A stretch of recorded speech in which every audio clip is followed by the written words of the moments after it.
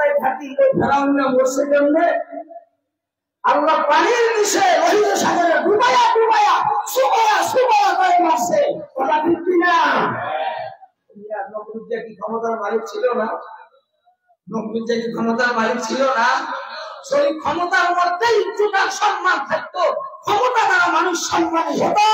আমি ওদিকে যাচ্ছি না, আমেরিকার ক্ষমতায় ছিল, ইজ্জত সম্মানের সাথে ক্ষমতায় বসেছে, আবার কোথাও হিলালি খেলিয়া ক্ষমতা থেকে রয়েছে। কথা ঠিক কিনা বলে? আমাদের বাংলাদেশে গত 15 বছর কিংবা 16-17 বছরের ক্ষমতাসীন যারা ছিলেন, 17 বছর দেশকে লুটিয়ে পুড়িয়ে খেয়েছিলেন। ওই 26 সালের 5ই আগস্ট ক্ষমতা চাইনা এমন ভাবে পালিয়েছে যার জীবন রক্ষা করার রাস্তা খুঁজে পায় না। সুতরাং ক্ষমতার মধ্যে ইজ্জত নাই। প্রধানমন্ত্রী খালেদা জিয়া সাবেক প্রধানমন্ত্রী সেই ইজ্জতের মালিক হয়েছিল, ক্ষমতায় পরে তার ইজ্জতের মালিক হয়ে নাই। সেই খানায় যায় তাকে অপমান হয়েছিল। ঠিক কিনা বলেন? বন্ধু, ক্ষমতার মধ্যে সম্মান নাই, পদের মধ্যে সম্মান নাই। ও বন্ধু, অর্থের মধ্যে যদি সম্মান হতো, কারুনিয়ার জনসম্পদ কম ছিল না বেশি ছিল? অতি সম্মানের সাথে দুনিয়া থেকে গেছে না অসম্মানের সাথে? আল্লাহ বলেন ক্ষমতার দ্বারা কেউ সম্মানিত হয় না, অর্থের দ্বারা কেউ সম্মানিত হয় না, জনসম্পদের দ্বারা কেউ সম্মানিত হয় না। ইন্না আকরামাকুম ইনদাল্লাহি আতকাকুম। তোমাদের মধ্যে ওই মানুষ নাই আমার কাছে দামি, আমার কাছে সম্মানী, আমার কাছে সম্মানের পাত্র সেই মানুষটা অন্তরে আমি আল্লাহর ভয় আছে, আমি আল্লাহর ডর আছে। কথা ঠিক কিনা? যতক্ষণ পর্যন্ত একজন মানুষের অন্তরে আল্লাহর ডর আল্লাহর ভয় জায়গা না পাবে, ততক্ষণ পর্যন্ত এই মানুষটার কাছে মানুষের অধিকারের নিরাপত্তা নাই, মানুষের জীবনের নিরাপত্তা নাই, মানুষের সম্পদের নিরাপত্তা নাই। ক্ষমতায় গেলে দেশের সম্পদের নিরাপত্তা থাকে না। কথা ঠিক কিনা?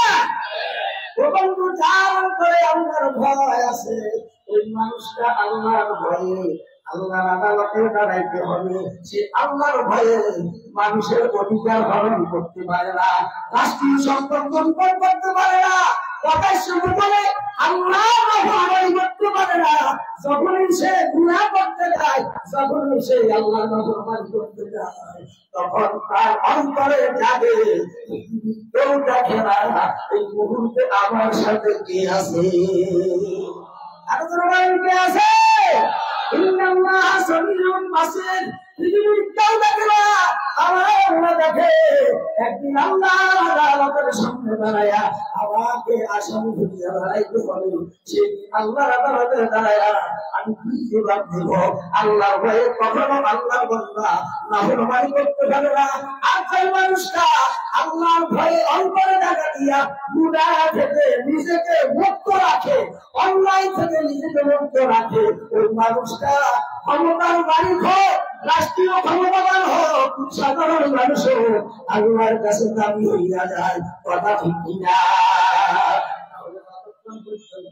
একজন মানুষের অন্তরে আল্লাহর ভয় আসবে না, একজন রাষ্ট্রপতির অন্তরে আল্লাহর ভয় আসবে না, একজন এমপির অন্তরে আল্লাহর ভয় আসবে না, একজন চেয়ারম্যানের অন্তরে আল্লাহর ভয় আসবে না, একজন মেম্বারের অন্তরে আল্লাহর ভয় আসবে না, একজন সেক্রেটারির অন্তরে আল্লাহর ভয় আসবে না। ততক্ষণ পর্যন্ত ওই মানুষটার কাছে দেশ এবং জনগণ নিরাপদ থাকবে না। কথা ঠিক কিনা? সেজন্য ভাইয়েরা আমার রাষ্ট্রীয় ক্ষমতায় গেলেও আল্লাহর কাছে ভালো হতে পারে, পারে কিনা? কেমনে ভাই? আপনারা অনেকেই জানেন, সংক্ষেপে আমি কথা বলে শেষ করবো। আপনারা এই ঘটনাটা জানেন, হযরত ওমর ফারুক রাদিয়াল্লাহু তাআলা তিনি তো রাষ্ট্রীয় ক্ষমতায় ছিলেন, ছিলেন কিনা? এই ওমর রাষ্ট্রীয় ক্ষমতায় ছিল? আপনারা তো ওমর রাষ্ট্রীয় ক্ষমতায় ছিলেন। সময়ে সময়ে প্রজাদের খবর নেওয়ার জন্য রাস্তায় বের হয়ে যাইতেন। একদিন গভীর রাত্রে আর ছোট কত লাগে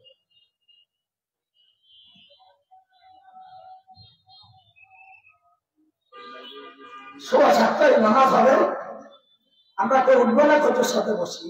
আমি শেষ করে দিচ্ছি, দেখেন ওমর অজাবের আমি এই কথাটা বুঝাবো যে আল্লাহর ভয়, মানুষ কিভাবে মানুষের অধিকার রক্ষা করে, মানুষের পাওনা মানুষের কাছে কোথায়, দেশ কিভাবে আমার থাকে, এটা বুঝাবার জন্য ওমর রাত্রিবেলায় ছদ্মবেশে বের হয়ে গেলেন জনগণের খবর নেওয়ার জন্য। গভীর রাতে যখন বের হলেন, সামনে দেখে কোনো বাড়িঘর নাই, যাইতে যাইতে অনেক দূরে জায়গা দেখে ছোট্ট একটা ঘর, ওই ঘরের ভিতরে মিটি মিটি করে আলো জ্বলছে।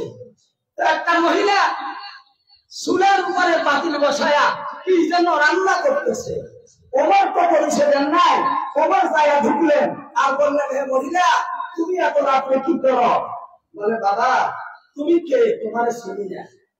1 বছর আগে আল্লাহর দিন আল্লাহর জমিনে চিন্তা করার উদ্দেশ্যে আমার স্বামী জিহাদের ময়দানে শহীদ হয়ে গেছে, শাহাদাত বরণ করেছে। ছোট্ট ছোট্ট আমার কয়েকটা ছেলে মেয়ে আছে। 1 বছর যাবত আমার ঘরে ঠিকমতো খাবারের ব্যবস্থা নাই। আমি বহু কষ্ট করে আমার এই সন্তান গুলাকে লালন পালন করছি। আমার বুকে একটা, আমার কোলে একটা দুধের সন্তান আছে। আমার এই সন্তানটাকে আমি যখন আমার স্তনে দুধ থাকে না, আমার জিহ্বাটা তার মুখের ভিতরে দিয়া নানা ছাড়া দিয়া দিয়া আমি তার সান্ত্বনা দিয়ে থাকি। ও যুবক, আজকে 3 দিন যাবত আমার ঘরে খানা পিনা পাক হচ্ছে না। আমার সন্তানগুলি মা মা বলে কান্নাকাটি করছে, ক্ষুধার তাড়নায় খাও মাও হাও মাও করে চিৎকার পাচ্ছে। মা হইয়া সইতে পারছি না, কলিজা বানাইতেছে না, চুলার উপরে দেখছি বসায়া পানি গরম করতেছি আর বাহানা দিতেছি, তোমাদের জন্য খানা ভাগাইতেছি। আমার বাহানা দিতে দিতে হয়তো রাত্র শেষ হয়ে যাবে, আমি শেষ হয়ে যাব, মহান সন্তানেরা শেষ হয়ে যাবে, একটা কিছু হয়ে যাবে। ওমর বললেন, ও মহিলা তুমি কেন, ও মহিলা তুমি কি তোমার এই সমস্যার কথা যিনি আজকে রাষ্ট্রীয় ক্ষমতায় আছে তার কাছে জানাইছো কিনা? বলো, শুনো উল্টা কথা কেন বলো? রাষ্ট্রীয় ক্ষমতায় যারা থাকে তাদের দায়িত্ব হচ্ছে দেশের লোকেরাকে খাইয়া মরতেছে, কে না খাইয়া মরতেছে, ওই দায়িত্ব হলো ক্ষমতায় যারা থাকে তাদের। আমি কেন বলবো? ও যুবক, তুমি সাক্ষী থাকো, আজকে যিনি দেশের ক্ষমতায় আছে আল্লাহ যেদিন কায়েম হবে সেই দিন তার বিরুদ্ধে মামলা দায়ের করে তাই আল্লাহর আদালতে আসামি বানাইয়া ছাড়বো। হযরত ওমরের পরিচয়টা বারণ করে গেল। রাষ্ট্রীয় ক্ষমতায় থাকা আমি 3 দিন যাবত এই শহীদের সন্তানগুলা খবর দিতে পারলাম না। আল্লাহর আদালতে আসামি হয়ে দাঁড়াইতে হবে, কি জবাব দেব? ওমরের পরিচয় কাঁদতে কাঁদতে চলে গেলেন রাষ্ট্রীয় গুদামে। সহকর্মীদেরকে বললেন, ও আমার সহকর্মীরা, আমার বস্তা কোথায়, আমার মাথায় তুলে দাও। সহকর্মীরা বললেন, আমরা তো সাথে আছি। বলে তার হাসরের মাঠে আল্লাহর আদালতে তোমাদের বিরুদ্ধে মামলা হবে না, আমি ওমরের বিরুদ্ধে মামলা হবে। আমি আল্লাহর আদালতে আসামি হয়ে কেমন করে দাঁড়াবো? আমাকে আমি বাঁচাইতে হবে। ও আমার সহকর্মীরা মনের বস্তা মাথায় তুলে দেয়, মাথায় তুলে দেওয়া হলো।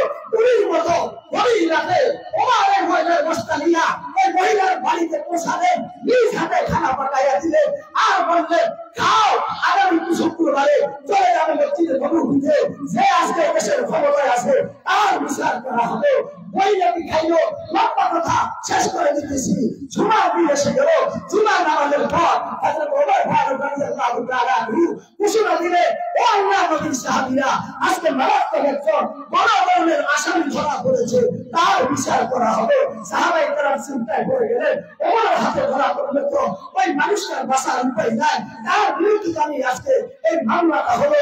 বিশুদ্ধ পার জুমার নামাজের পর মহিলাটা আসতেছে, আর যখন সামনে আসতেছে ওমর বললেন, রাস্তা করে দাও।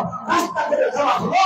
আর মহিলাটা এই সিংহাসনের দিকে তাকিয়ে দেখে, আরে গভীর রাতে সেই যুবকটা আমার খাদ্য আমার বাড়িতে পৌঁছে দিয়েছে, সেই যুবকটাই তো সিংহাসনে বসা। ওমর বললেন, হে মহিলা, তুমি ভয় পেও না, তুমি চিন্তা করো না, আমি ওমর রাষ্ট্রীয় ক্ষমতায় থাকা কেন 3 দিন সন্তানের খবর নিতে পারি না, তোমার পাওয়া তোমার কাছে পৌঁছাইতে পারি না, সে অপরাধের কারণে আল্লাহ আমার বিরুদ্ধে মামলা দায়ের করে আমার আসামি বানাই না, জবাব দিয়েছ। হে মহিলা, তোমার হাতে ধরি, পায়ে ধরি, গামছা দিলাম হাতে, আমার গলায় গামছা লাগাও, আর খেজুরের ঢাল দিলাম আমার তোমার নিজ হাতে, আমাকে বুঝাইতে থাকো, মদিনার অলিতে গলিতে আমার চেষ্টাইতে থাকো। তারপরও আল্লাহ আমার বিরুদ্ধে মামলা দায়ের করে আমার আসামি বানাইও না। আমি আল্লাহর আদালতে আসামি হইয়া জবাব দিতে পারবো না। এটাকে বলা হয় আল্লাহর ভয়, আল্লাহর আদালতের ভয়। মনে ঠিক কিনা? ও ভাই, আমার দেশের চৌকিদার, আমার দেশের মেম্বার, আমার দেশের চেয়ারম্যান, আমার দেশের এমপি, আমার দেশের মন্ত্রী, আমার দেশের বিচারপতি, সর্বস্তরে সে যে অবস্থায় আছে, প্রত্যেকের অন্তরে যদি এবারের মতো আল্লাহর ভয়, আল্লাহ আদালতের ভয় জায়গা পায়, এই দেশে রাষ্ট্রীয় একটি টাকাও লুণ্ঠন হবে না, বিদেশে পাচার হবে না, জনগণের পাওনা জনগণ পারে, দেশের মানুষ দরজা খুলে শান্তিতে ঘুমাইতে পারবে। কথা ঠিক কিনা? ঠিক কিনা?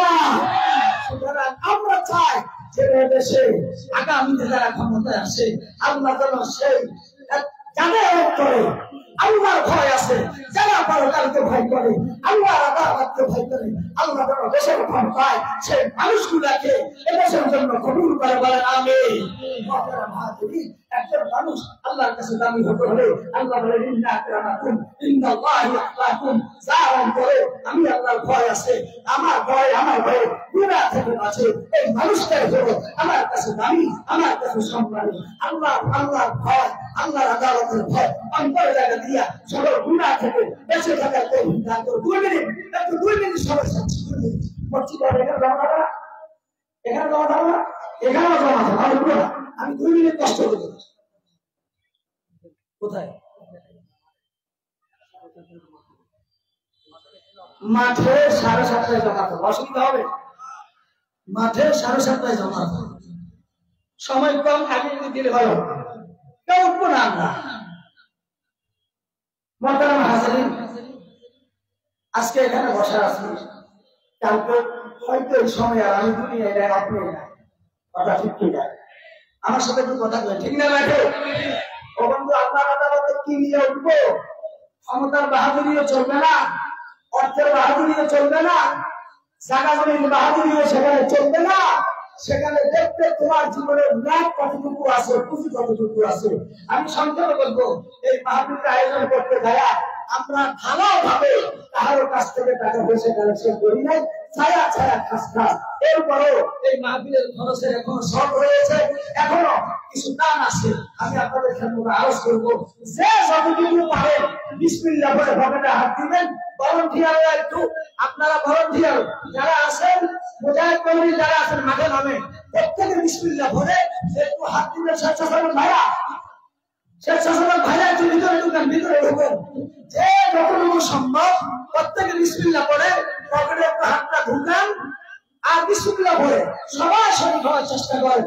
একবার যাবেন না, যেহেতু আমরা এখনো মাহফিলের এই খরচের জন্য আমরা পরিপূর্ণ প্রস্তুত হতে পারি নাই, এখনো শ্রম রয়েছে। তাই প্রত্যেকে আপনাদের সাধ্য অনুযায়ী চেষ্টা করেন, সাধ্য অনুযায়ী সবাই আসেন।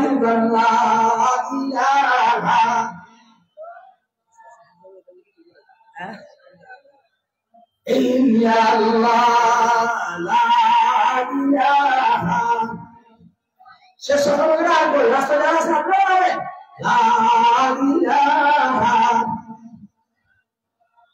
لا إله إلا الله لا إله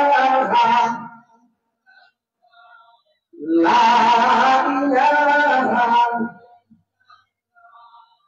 لا إله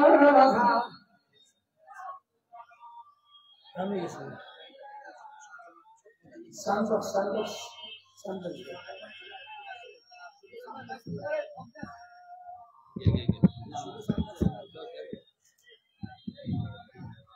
আমরা না উঠি ভাই, আমরা না উঠি, যাদের ওষুধ নাই আমরা একটু পরে সময় দিচ্ছি, যেহেতু 7:30টায় এখানে জমা। ভলান্টিয়ার একটু আমরা ধরো সামনে আগান। এটা তো মানবে